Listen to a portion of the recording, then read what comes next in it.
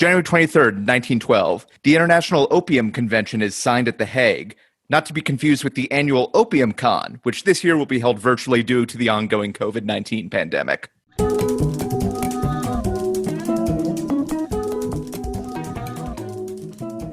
Welcome to The Revisionists. I'm Brian Flynn. I'm Zach Powers. And joining us, returning once more, was that a dog? Yes, I'm sorry. No, that's just... I hope it doesn't get too loud. No, that's totally fine. I just did not anticipate It was me, a dog. Actually. It was me. Oh, okay. None of us own a dog. It was a ghost. There's a dog in the... There's a dog in one of our walls. Yes. Joining us, apparently, dog-adjacent Priscilla Spangler. Hello. Hello. Thank you for being back. Yes, thank you for having me back. Listeners, welcome to the first episode where I can hopefully say nothing crazy will happen between this episode and the next one. The last 3 Wednesdays have been quite a ride of national news, and now maybe we'll get back to a time where every day isn't a catastrophe. We will yet see. Obviously, we're still in the middle of a pandemic where a lot of people are dying, so there is that. Yeah. To be fair, and it's weird that we've had to deal with other shit on top of that. Regardless, if you are new to this podcast, this is The Revisionist. It's a comedy history podcast in which we discuss a person or event from the history of the world. One person gives the sort of government-sanctioned, now I guess the Biden government-sanctioned. That was weirdly salty.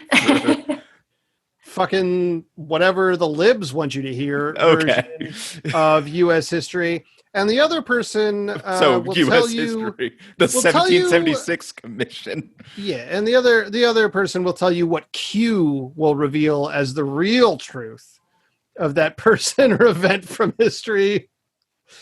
Q does not sponsor this podcast, and we do not endorse Q. No. No, they'll tell you a bananas batshit comic book, House of M, crazy, what's your favorite comic book art? Crisis on Infinite Earths version of that history or event. And at the end, we vote on what becomes the true history of that person or event in this great, blue, brilliant, spinning, slightly less fascistic marble of the world going forward.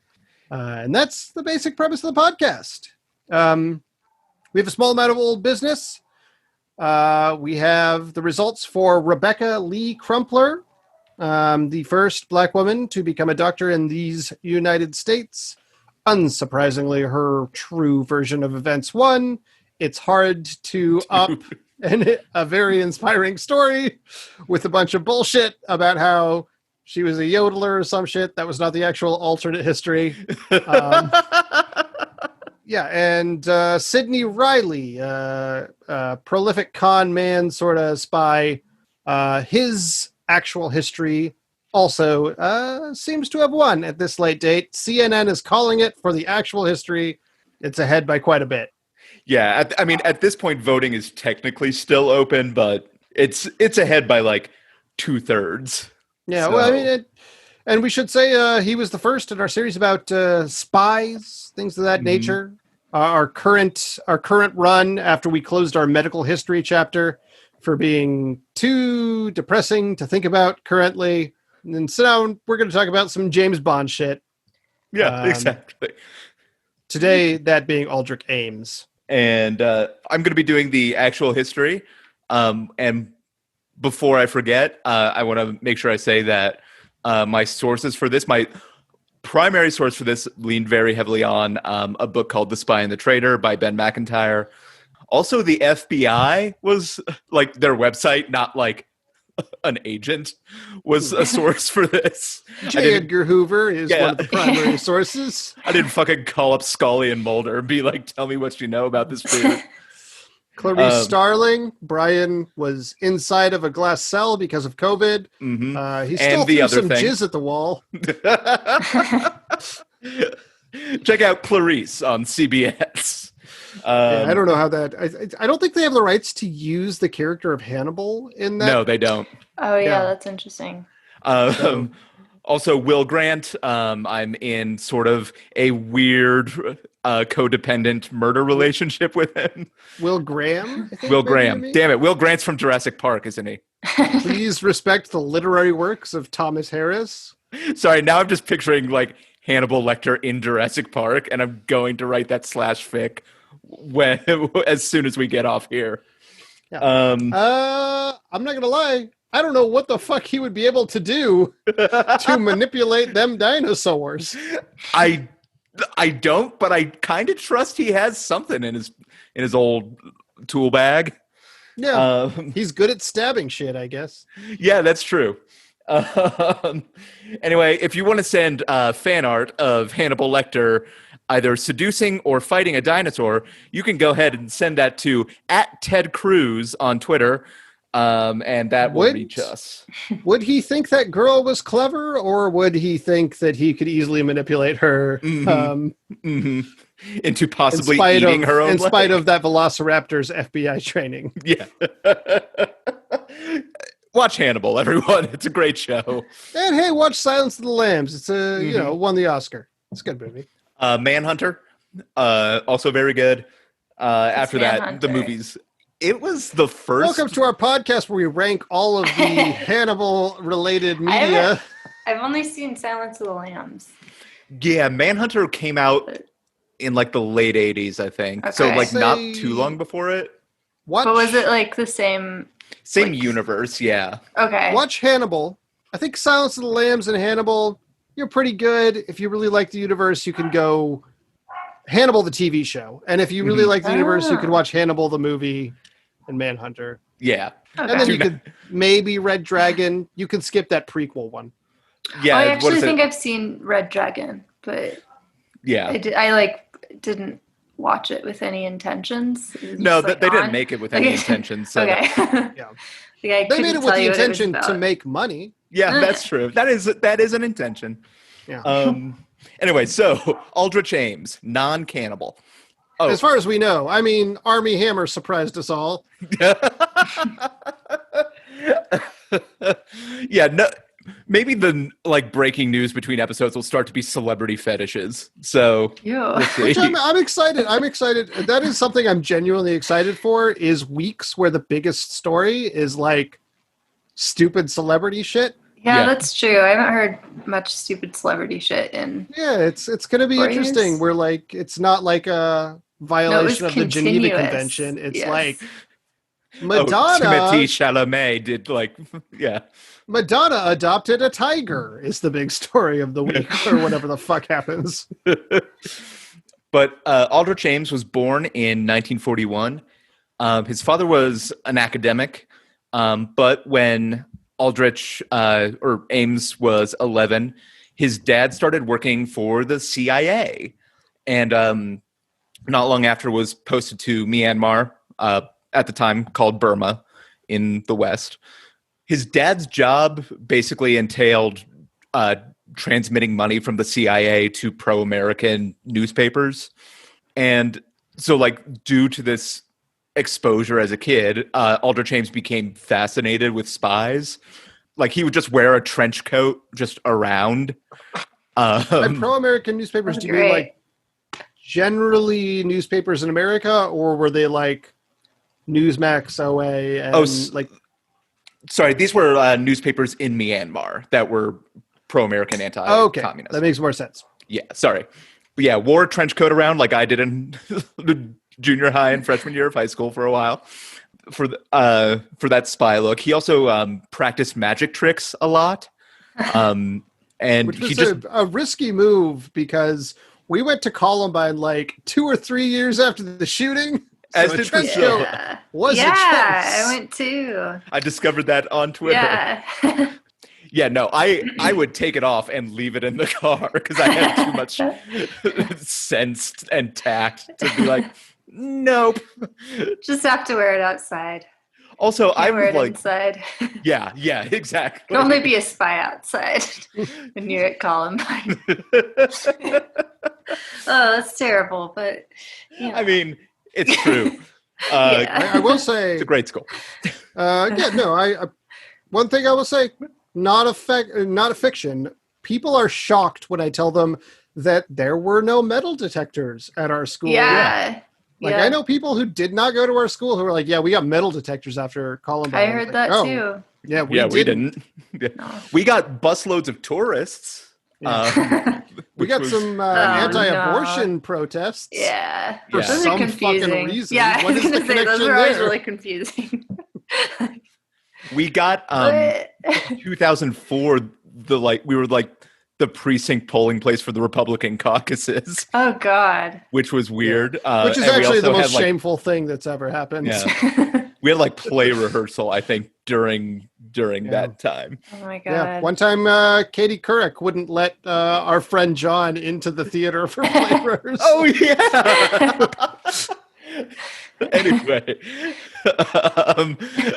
that's been our mini podcast. Fuck you, Katie Couric. Mhm. Heavily slanderous. Anyway, because of Ames's dad's alcoholism, his dad was given negative performance reviews and transferred back to Washington, D.C. for a desk job. So in 1957, when Ames was a sophomore in high school, he began working for the CIA as just a high school job. He was just like a clerk, like a records analyst, I think was the title. He would just mark classified documents for filing. But he started working there as a sophomore in high school. He went to the University of Chicago intending to study history and what Wikipedia just called foreign cultures, without What is getting more that? specific. What does that even mean? I don't know. It's It's like you study what cultures do, not even the language, just like the things that they do. yeah, like Russia What- exists. Russians like vodka. I don't know. It's Russian culture. Congratulations, you just got a BA. Yes. But well, in school he got caught up with the theater crowd. Oh, no. And ended up failing out. He went back to work for the CIA as just a painter and What? laborer. Yeah, what did he For their paint? sets? Yeah, I don't know. We have a It sting didn't get more operation. specific than that. This sting operation takes place in scene 2 of Guys and Dolls, and we need to make a set.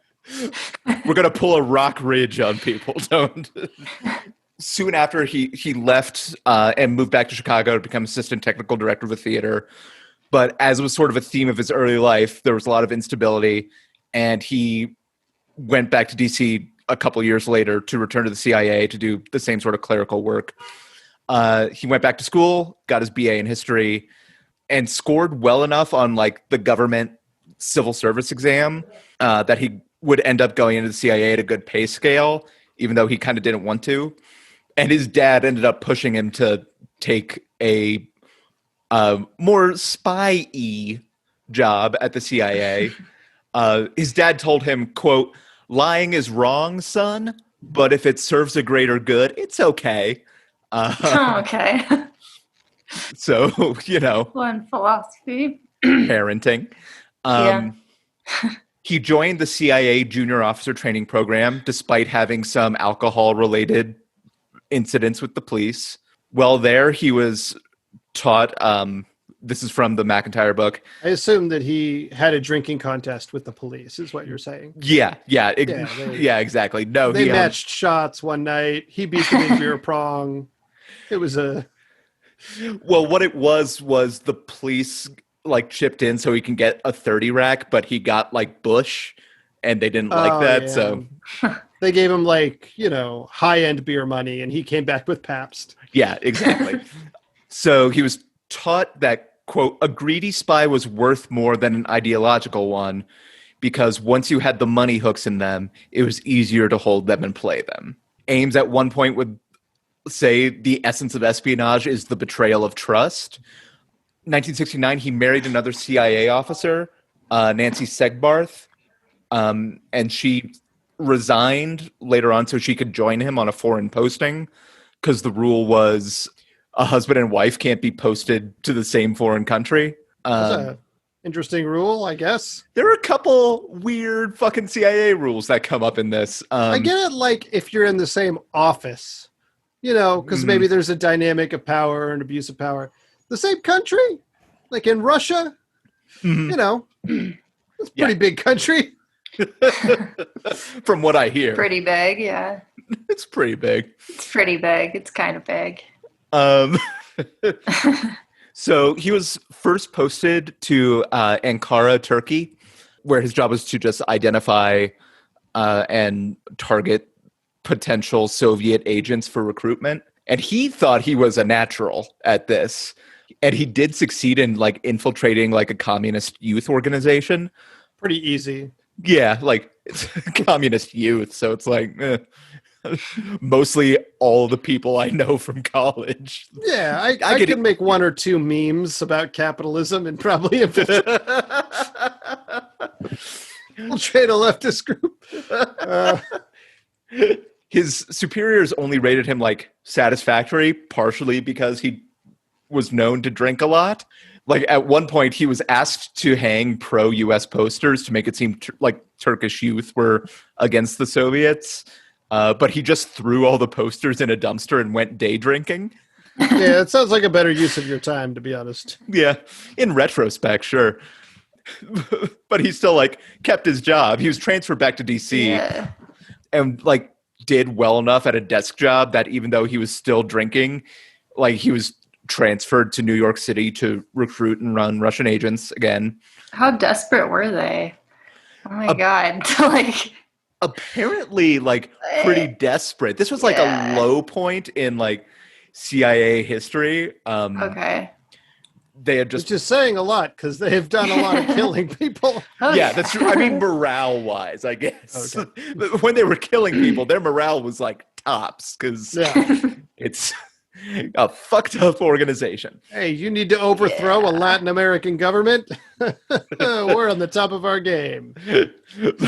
He well, in New York City, he was verbally reprimanded for leaving a briefcase full of classified material on the subway.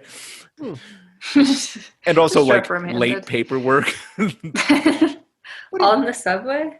No, he was just like consistently bad about turning in paperwork. Okay. And also, yes, leaving CIA secrets on the subway. Yeah. In 1981, then, he was posted in Mexico City, and his wife stayed in New York. And at this point, he felt like his career was sort of stagnating, and he was in a rut. And he blamed the CIA for this, and especially his superiors for not like recognizing his genius. So in Mexico City, he began at least 3 extramarital affairs. One of the women who they started fucking was Maria del Rosario Casas Dupuy, otherwise known as Rosario. I'll refer to her by that name throughout the rest of this.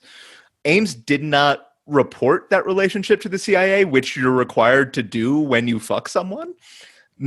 I'm sure that's not how the rule is written, but like some colleagues knew what was going on, and some superiors were getting more alarmed at his drinking. He got in a loud argument with a Cuban official at a diplomatic reception, but despite all the concern about his behavior, he was returned to Washington and the highly sensitive Soviet and Eastern Europe division as part of the counterintelligence unit, which meant that he had access to all CIA plans and operations against the KGB and Russian military intelligence.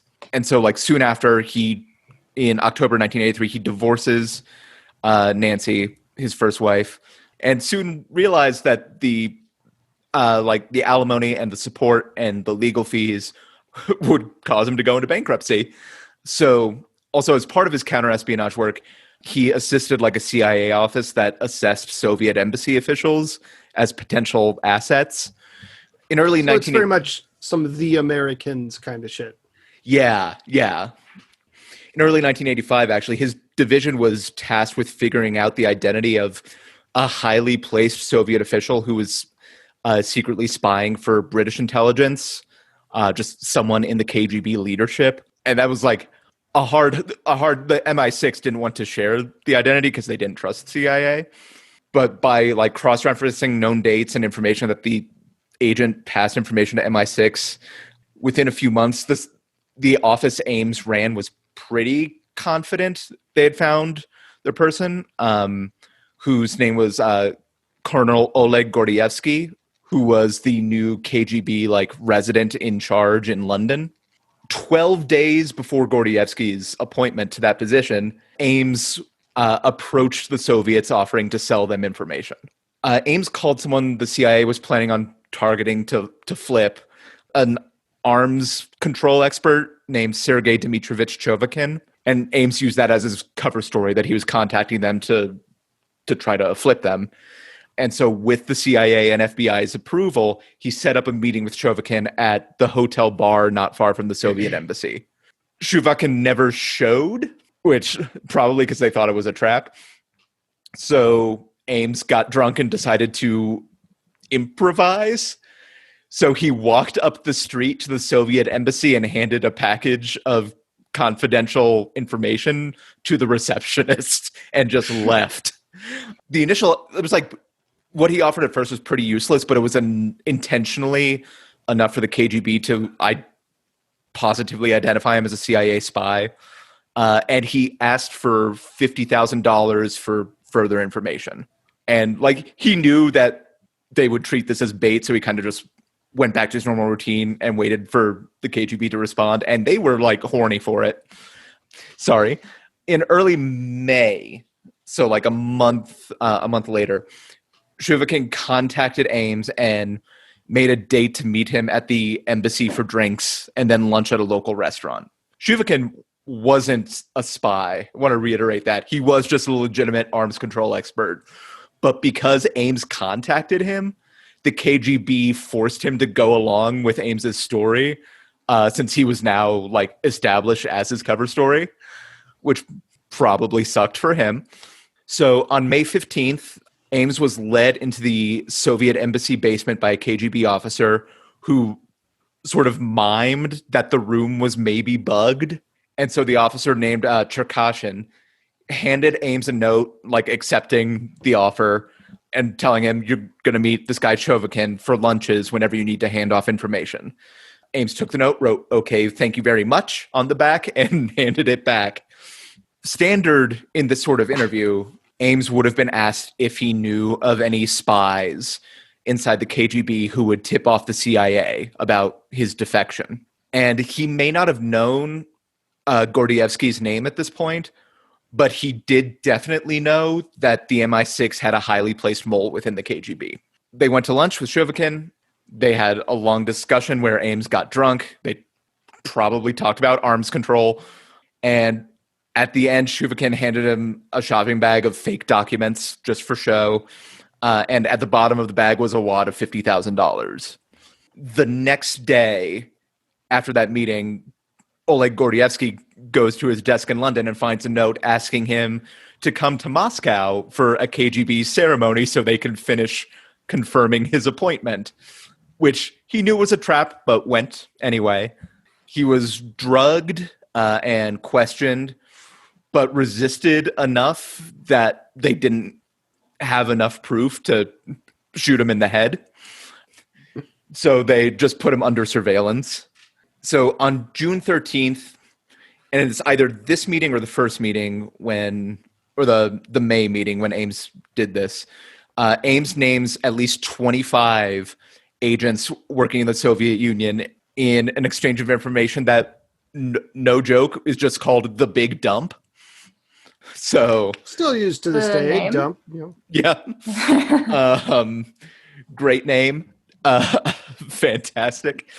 Later, Ames would say that he justified this to himself by saying that if he didn't turn them in, they could expose him, and that the agents knew the risks when they started spying.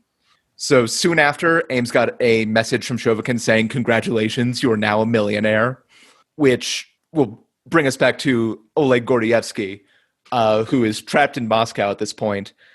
And when he started spying for MI6, they set up a prearranged signal that he would send when he needed rescue, which was he would stand in front of a bread shop in Kutuzovsky Prospect at exactly 7:30 p.m. holding a Safeway bag. And to confirm that MI6 got the signal, a man would walk up the street past him eating a Mars bar. Which I gotta just love. Gordievsky snuck out of his apartment and like used his KGB training to weave through streets and alleys and lost the people assigned to follow him and sent up the signal. He would later pull off one of the like most daring escapes in like the history of the Cold War.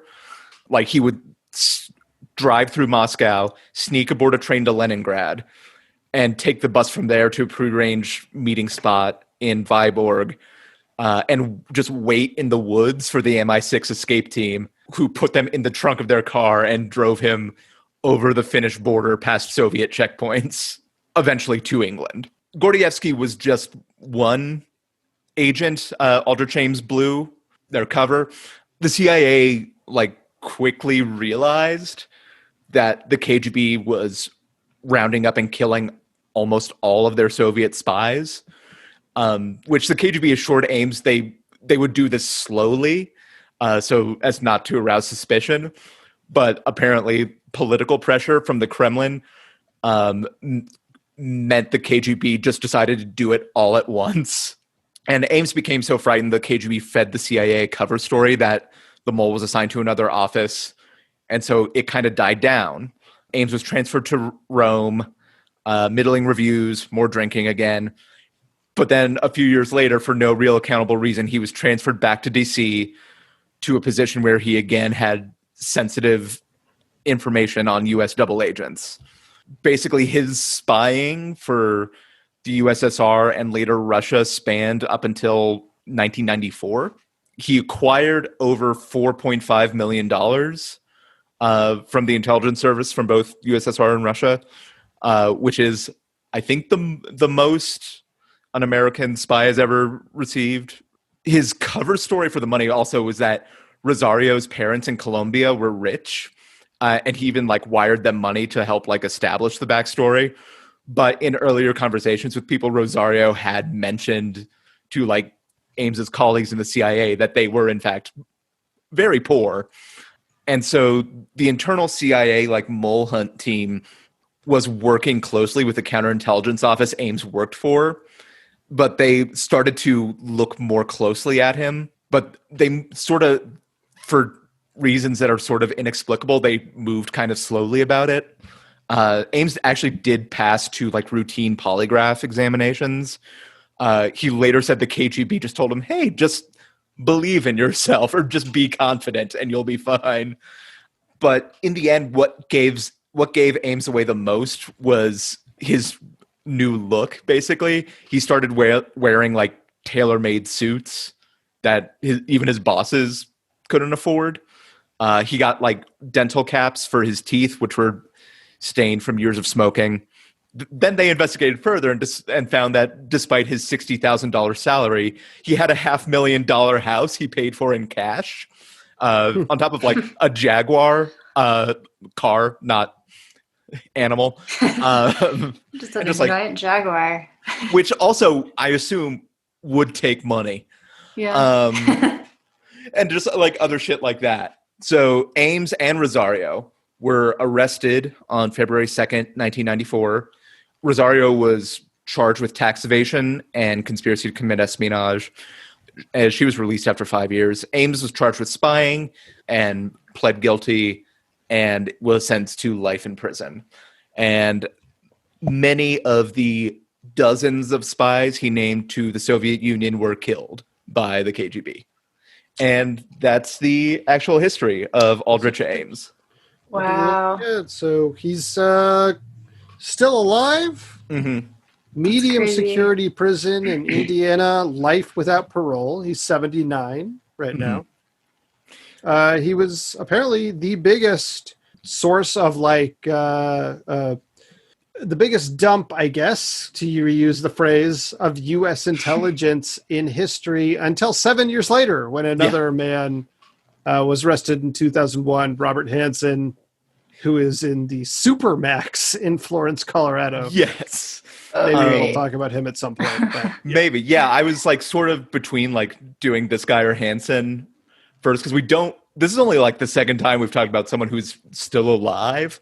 If he's in prison, I don't think they get podcasts. yeah, and he's not getting out. Like, it's no Yeah. parole.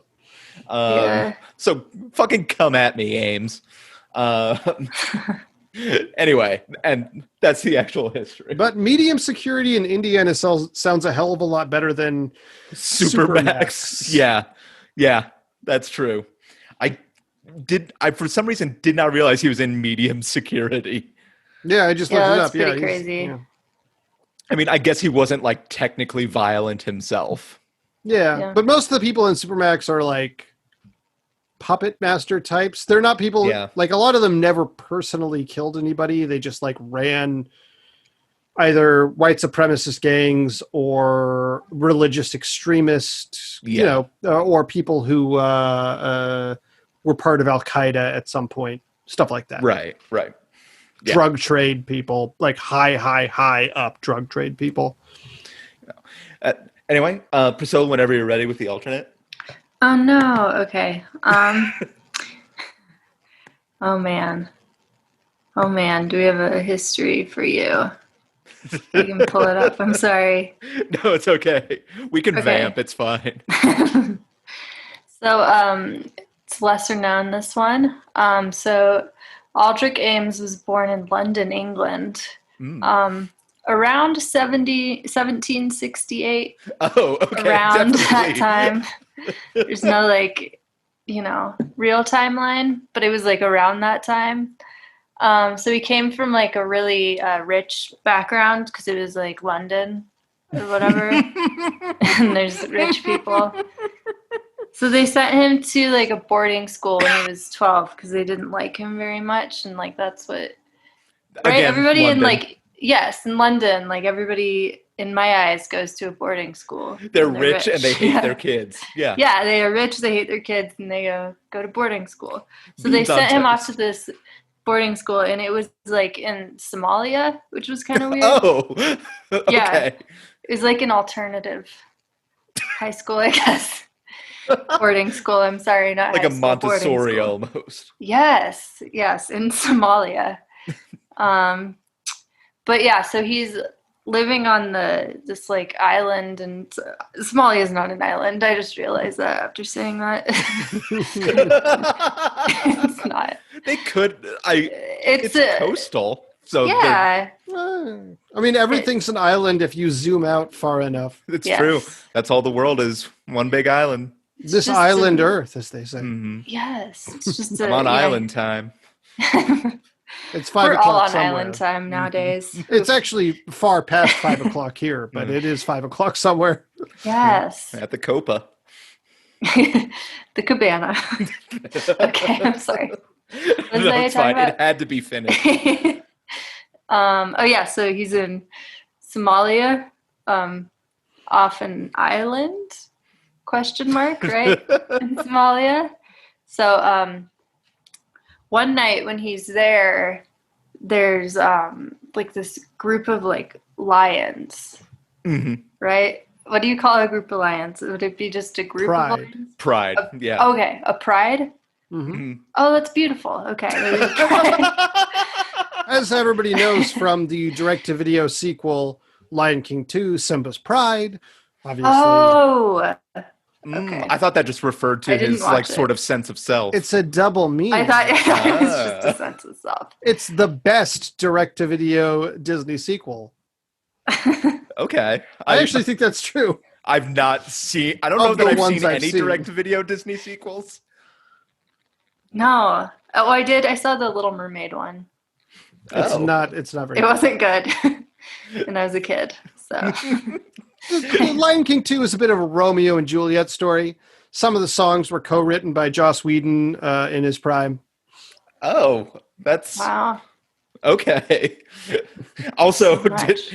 my bingo card did not have you knowing a lot about The Lion King 2 on it. My sister liked it more than The Lion King 1, so we watched it a fair amount. Okay. The Lion King 1 is better, though. She was wrong. It is very good. It is very good. Was it? Oh yeah, I was talking about the pride of lions, right? That came in to this quote unquote island in Somalia, right? So they come in and they're like gonna attack him. But the thing is that he had snuck off actually to like smoke weed or He was I mean, before you're in his boarding times. school. Yeah, he was like rebellious. So he went off to like smoke weed in the 1700s.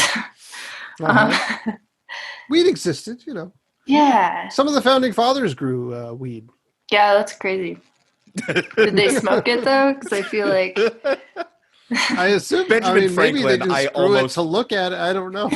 I have no proof that he did, but Benjamin Franklin did. He smoked weed. yeah, they have to have.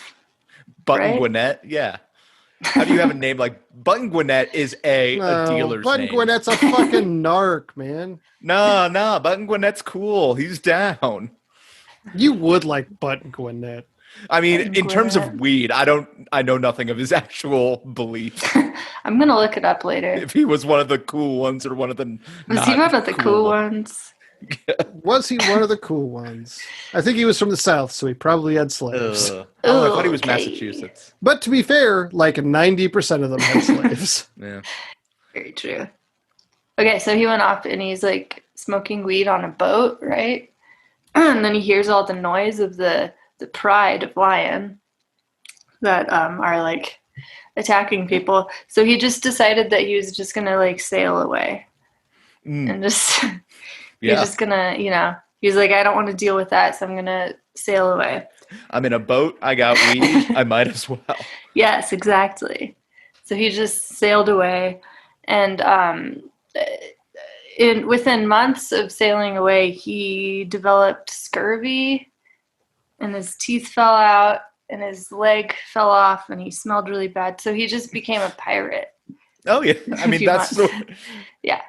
It's weird that it's like a chicken and the egg thing where the piracy follows the scurvy. Yes. He turned into a pirate.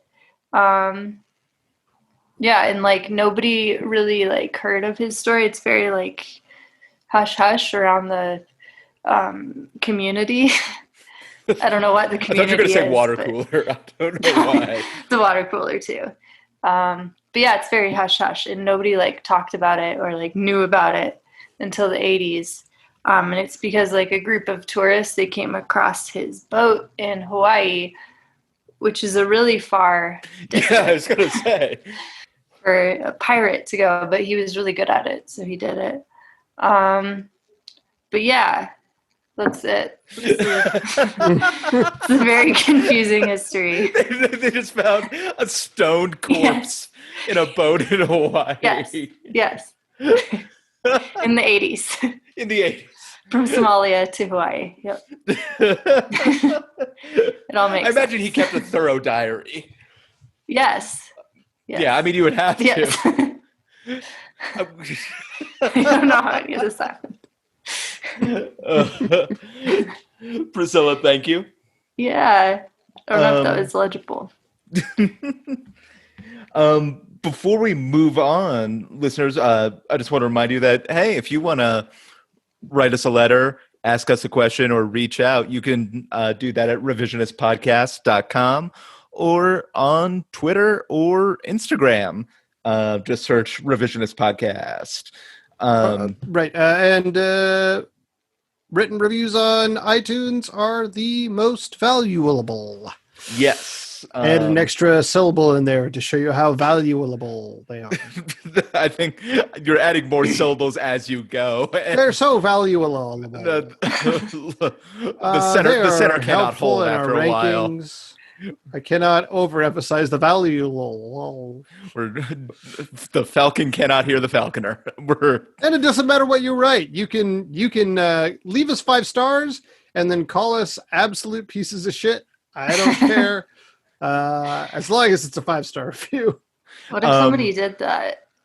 I would honestly be kind of hurt, but also like, Yeah, no I one would know reads they That's how we listened. feel. I would hopefully know that they listened, and that wasn't just a coincidence. Yeah, they like pointed something specific out, so you're like, oh, sweet, they Yeah. heard it. Brian That's has mean of them, wide but they hips heard and it. it's just sad. His hair gets greasy too quickly. It's His true. beard is splotchy. I showered like a few hours ago. God. Also, Zach is overly critical of I was gonna Brian say, and a rude person in general. my hips are not that wide. They're perfectly within the parameters of Gimli hips, which is my body type, and also the Pilates studio I go to. Anyway, what the fuck? Yeah, reviews. We have a Patreon, which is nice. Things are hard for people right now, and there are probably better uses for that money. Such as, donating to local food banks or food pantries who actually do better with monetary donations than with donations of food. Recently Shannon and I have started donating to Amnesty International monthly. A lot of people are displaced by COVID, so it's a good thing to give money so people maybe could try and find shelter. More directly, like we did this at Christmas, but maybe it's a good thing to do whenever.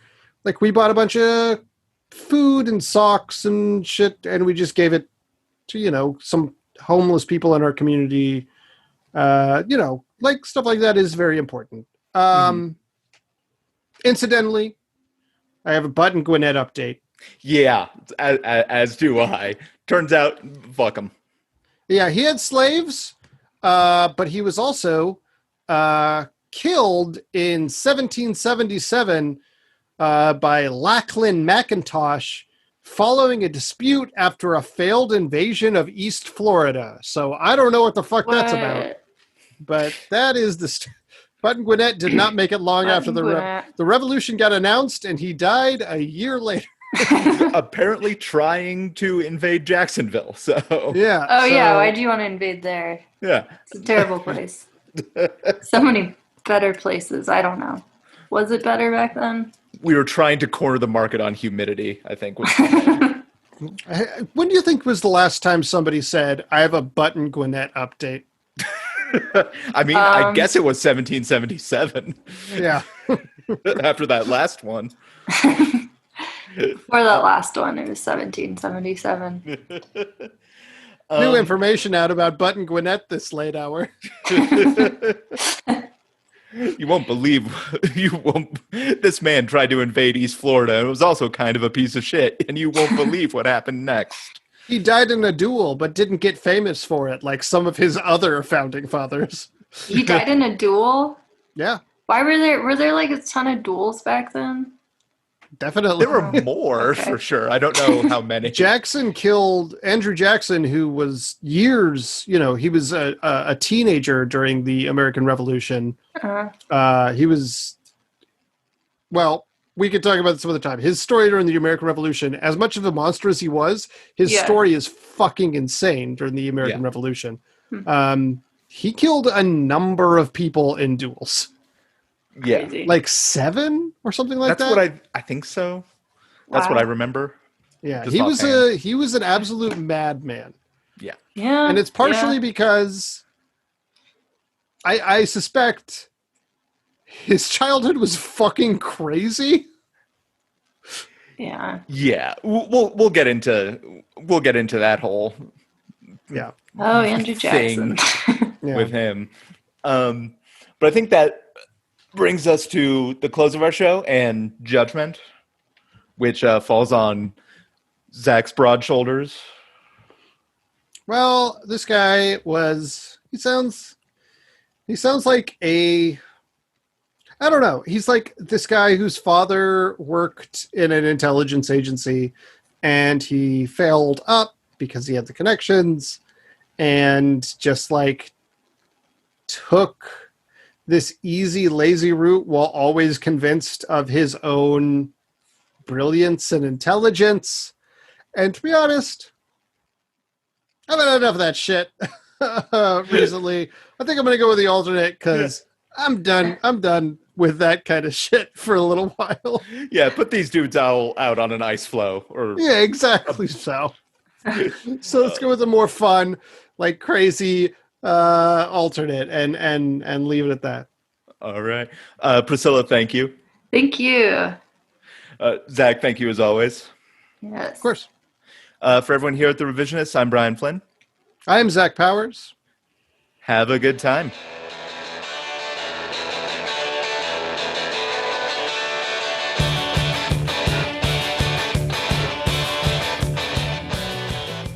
January 23rd, 1571.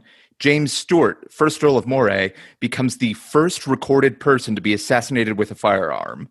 His last words were, "Hey, that's kind of neat." January 23rd, 1719. The Principality of Liechtenstein is created, or as it's otherwise known, Storbrand Luxembourg. January 23rd, 1941. Charles Lindbergh testifies before the U.S. Congress and recommends the United States negotiate a neutrality pact with Adolf Hitler, which is now the official position of the RNC. January 23rd, 1957. American inventor Walter Morrison sells the rights to his flying disc to the Wham-O toy company, which it later renames the Frisbee. His story would be dramatized in the Coen brothers film No Country for Old Men.